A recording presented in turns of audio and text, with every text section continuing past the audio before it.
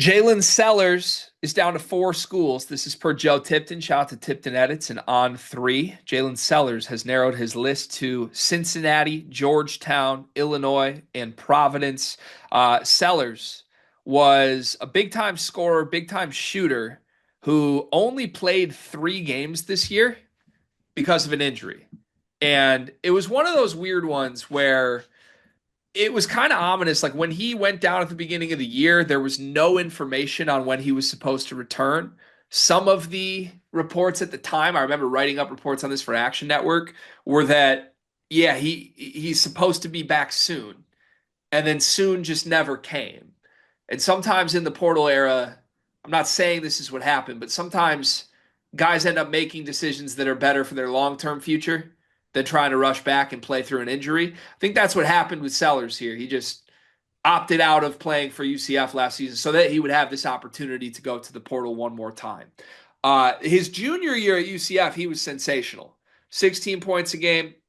He actually didn't shoot all that well from three, only 30% on high volume last year. But the first 2 years at Ball State in the MAC, he was like the best shooter in the portal, 45% from three, both seasons. So big time shooting upside, some scoring upside as well. And now with some big time schools that he is going to choose from: Cincinnati, Georgetown, Providence, and Illinois. What's your general breakdown of Sellers in his game? Yeah, so I think you kind of hit the nail on the head. It seemed like a spot where he was at where he could find himself maybe with a on a better team and having better success elsewhere. I really like Sellers' game. Some of the schools on his list I think would be good fits for him.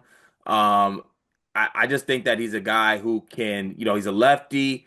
He's got the athleticism. I like what he does in transition. UCF was a team that was like they played a little bit of a junkier kind of defense where they did like force teams into turnovers and get out and run. And I think Sellers was electric in transition. What when you see him listed, what do they put him as? Is it six? I've seen I've seen six it different. four. Okay, he doesn't seem 6'4", but I will say he has long arms and athleticism maybe make up for the 6'4" frame. But I really like his game. I like his effort.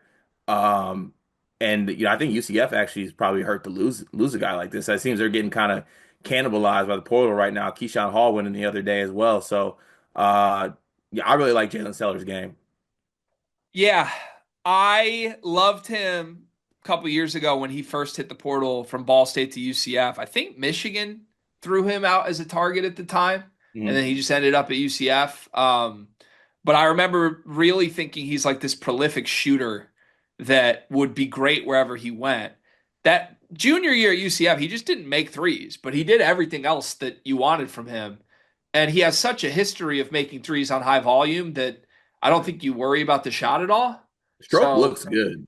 yeah, it's a beautiful, beautiful jumper. So I don't know. I think this is worth a shot for whoever gets him. Starting to project like the four options. Let's just call it what it is. Respectfully to a couple Big East schools in here that can be competitive. Respectfully to Cincinnati and West Miller. Illinois is a better program right now than any of these other three. Mhm. Tell Ed Cooley to come outside. He disrespected Illinois, that bullshit school, whatever he called it. If Illinois wants Jaylin Sellers and he has the opportunity to go to Illinois, especially with how much turnover we project for that roster, I think that would be the wise decision here, don't you? Yeah, definitely. And I could easily see Sellers fitting in to what Illinois needs. Because I mean, do you see him as a tour? I mean, I guess, positionless basketball over there at Illinois. What do you consider his position to be? I consider him a true shooting guard. So in my head, like you pair him with Boswell, I like that backcourt.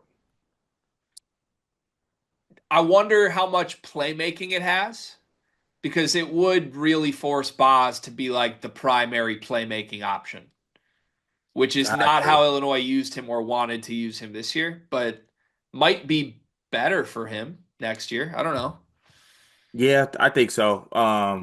I mean, maybe it would force you to get maybe more of a playmaker at that three spot, and see how you fill that in. But I think it's a pretty good backcourt. I also think it'd be a good I think Sellers has the potential to be a better defender than he is. Like he's got extremely long arms, quick hands. I just think that UCF was kind of a bullshit defense school. Not that Ed Cooley hit here, but Yeah. Yeah, some tell me what you think of this, but like a little hybrid between Trent Frazier and Alfonso Plummer.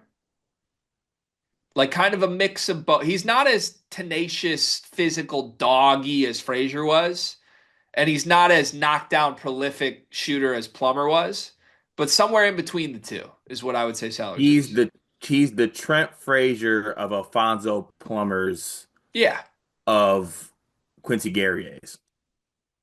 I would have stopped before the Guerrier part, but yeah, that's about where I'm at. If he goes to Illinois, do you think he's a starter? Given where the roster is at right now, yes. I think he should be. I Yeah. don't. Illinois might recruit over him still, but I think he's good enough to start at any of these schools. My school's not involved, but like if Michigan was targeting him, I would want him to start at the two and think he's going to Mm, be really good. The one thing I would say, if Illinois, if you get Sellers, and they're rumored like after Josh Dix, after a couple other guys right now, feels like Illinois is pretty strongly prioritizing legitimate shooting.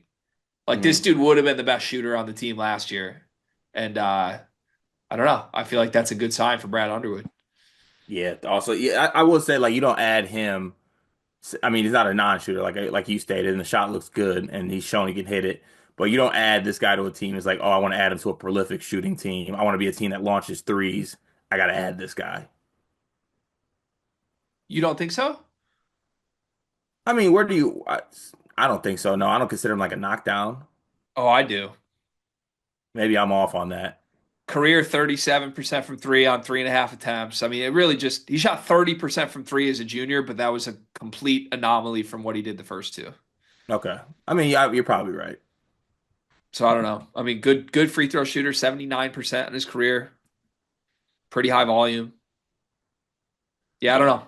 Well, I guess we'll see. It's always, Illinois is no stranger to bringing in shooters that don't make shots. So this would be another data point. But to me, there would be reason to believe that he should be a big time shooter next year. If it's not Illinois, do you have one of these other three that you think would be a good fit? For some reason, I just picture him in a Cincinnati uniform.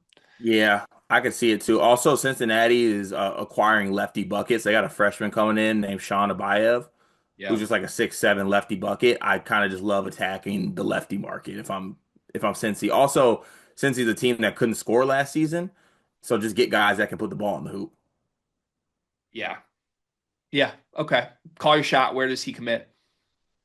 I'm gonna ask Sleeve Nash first. I'm gonna go ahead and say Illinois. I feel like I haven't heard a lot of buzz with Illinois on this one, which is shocking to me because he's probably my favorite target that Illinois is after right now. Um, but I'm gonna say Cincy. Cincy. I just picture him in a Cincy uniform. I don't know why.